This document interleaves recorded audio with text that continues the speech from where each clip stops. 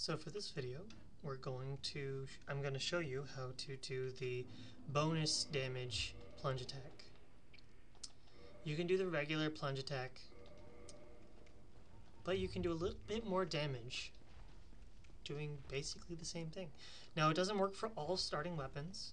I don't think it works for the hand axe of the pyromancer.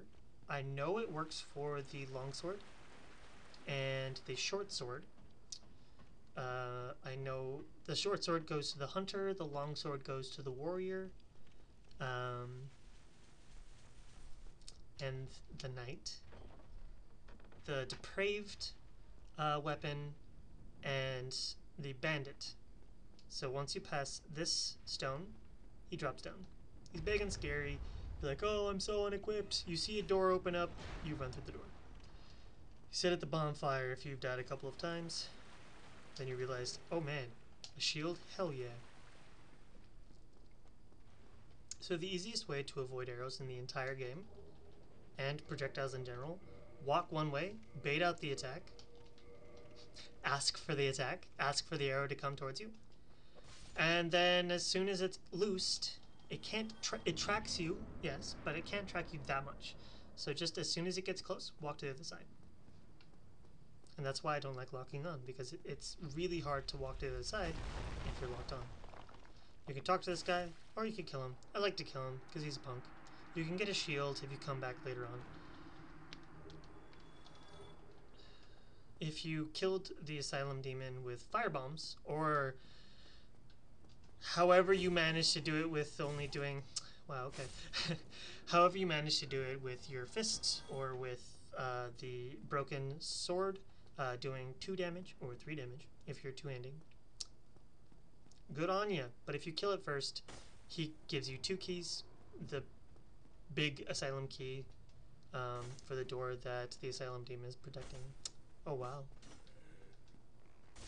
If you're doing hitless, you can always just tink.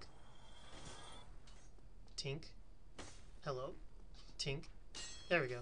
Tink off of that, and it'll do damage to them. So this is where your other items will be. You'll have your basic weapon, shield first, basic weapon, and then up here will be your like pyromancy hand, or your bow and arrows, or your sorcerer's catalyst. So what we're going to do is we're going to just walk through. We're not going to do anything else. As soon as we're through, make sure that he doesn't move too far away. R1. Spam R1. And you'll do a plunging attack. You'll do a little bit of damage to his head. And that'll be like, ah, yes, you are plunging attacking. And you'll teleport to the back to the top of his head. And 3 hits later, he's dead. It's like the same amount of damage for the depraved. It's 5 or 6 hits with the longsword and shortsword. Obviously, something based off of strength and a class based off of strength is going to do more damage if the weapon scales better with strength.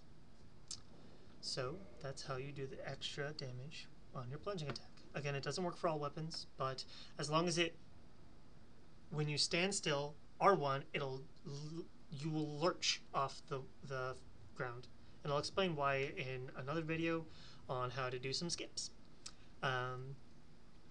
You'll yeet yourself off, spamming that R1 as fast as you can. You'll do a little bit of damage on the head, teleport back up.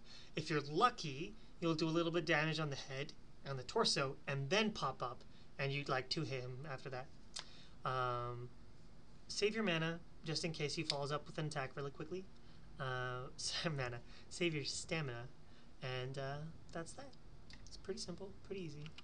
I highly recommend that strat if he's giving you a hard time